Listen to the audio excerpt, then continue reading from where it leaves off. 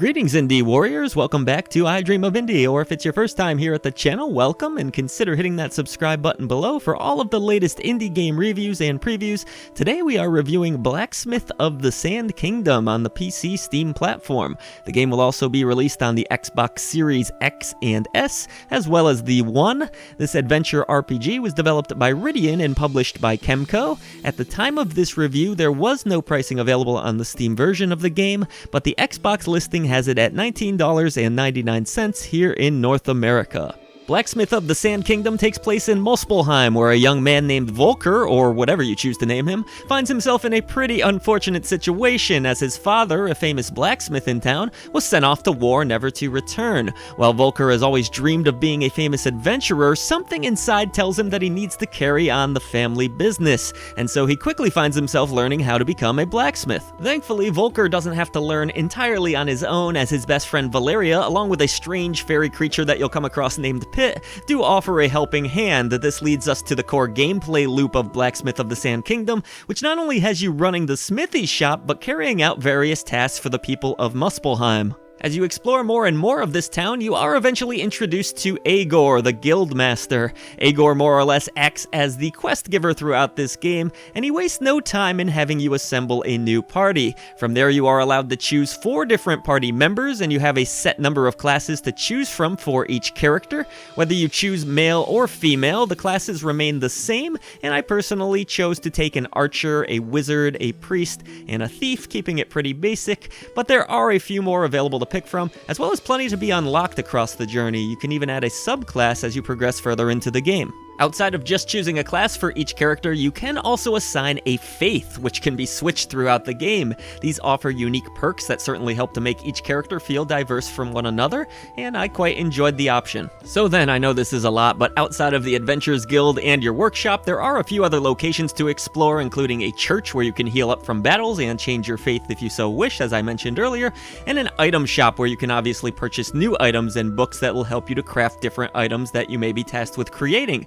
There's also a tavern where you can feed your party for a nice XP boost, but that's at the cost of a significant chunk of gold. Eventually, you will unlock more locations within town, including an arena where you can battle your way up the ranks for rewards, and then of course dungeons, which are more or less the other half of this game. You can choose between the different tasks you want to do and tackle them in any order you wish, but generally you're going to be sent off for some dungeon exploration at one point or another, and this will involve killing certain types of enemies, which are well defined for you, or grinding out specific materials in these dungeons. Yes, this game is an absolute grind fest, so do be prepared for that. As you engage on-screen enemies in combat, you'll be greeted to a pretty standard turn-based battle system, I would say. You can set certain formations for your party, and of course give out individual commands for each member. You'll have quite a few different attacks and skills at your disposal, with the combat playing out more or less like you would expect. You hit them, they hit you, you heal up when needed, and so on and so on. Because of the grindy nature of this game, you're going to find yourself in a lot of these combat situations, but thankfully you do have a fairly customizable auto battle integration here that I relied on for, I would say, 80 to 90% of my battles. It saved my fingers and it saved me a lot of time. Of course, as you would expect, you'll slowly gain experience and levels as you progress, which does ultimately feel pretty satisfying, I have to say. Despite the fact that I've done this in so many games before, that feeling of gaining a new level never gets old, does it? I loved learning all the new skills from each class, and it was always exciting to unlock new subclasses too. While most of the game's challenge comes from being a sheer endurance test, there are some enemies here that will put up a pretty good fight, I would say, and you'll want to pay attention to level requirements for each area that you explore. But overall, if you've played any turn-based JRPG before, this combat system will mostly feel familiar. One thing is for certain in this game, you're going to collect a ton of materials the more quests that you take on, which leads to what I would consider to be more or less the other half of this game, the operating of your blacksmith shop. Pretty much every item of importance is created within your shop, including new equipment, and it's all just as grindy as the dungeon exploration. There are specific materials that create specific objects, and there are paths to both making your weapons and armor stronger, as well as crafting new ones. To top it all off, you'll also need to put items up in the window for sale so that you can generate revenue. It might sound kind of crazy and complex, but honestly, once you get into the flow of things here, the gameplay loop is pretty dang addicting and fun. You'll need to be both a fan of crafting and JRPG combat and dungeon exploration to really get the most out of this game, but if you happen to really like both of those gameplay elements, you might just find the hours whizzing by before you know it.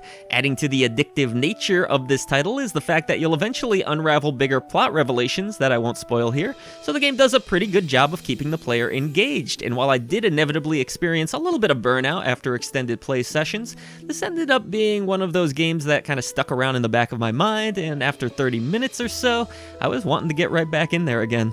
In terms of graphics, I found Blacksmith of the Sand Kingdom to look pretty pleasant for the most part. I was reminded of some of the great JRPGs of the PlayStation era while experiencing this one. Grandia would probably be a good example to use here. While the game certainly doesn't look modern in any real way, it does have its charms. The character portrait art all looks great. Dungeons can be a bit empty and lifeless feeling in spots, but the enemy design was pretty solid on the whole. So I would say the game looks pretty decent overall with an equally acceptable soundtrack. None of the musical compositions were particularly memorable and mostly sounded like your typical JRPG variety, but they were pleasant enough to get a pass from me. Of course, as you might expect, the battle theme can get a bit repetitive, but generally speaking, I thought the presentation on the whole here was not bad. There is no voice acting in the game, which I didn't particularly take an issue with, and the sound effects are all again acceptable.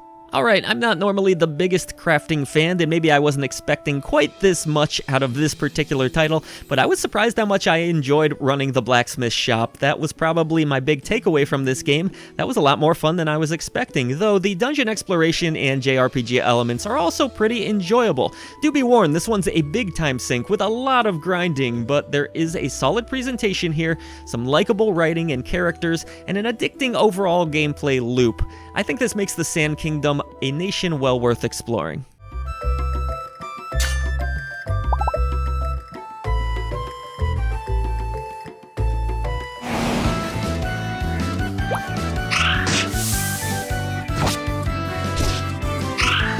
So what do you think, indie game fans? Will you be checking out Blacksmith of the Sand Kingdom? Let us know in the comments section below. If you've enjoyed our video coverage today, consider hitting that subscribe button below so that you can follow along with all of our reviews and previews. We have tons of other content and ways to support us right down in the description box below. You can follow us on Twitter at iDreamOfIndie if you so wish. We have some great exclusive videos there. However you end up supporting us, it really means the world, and we thank you so much.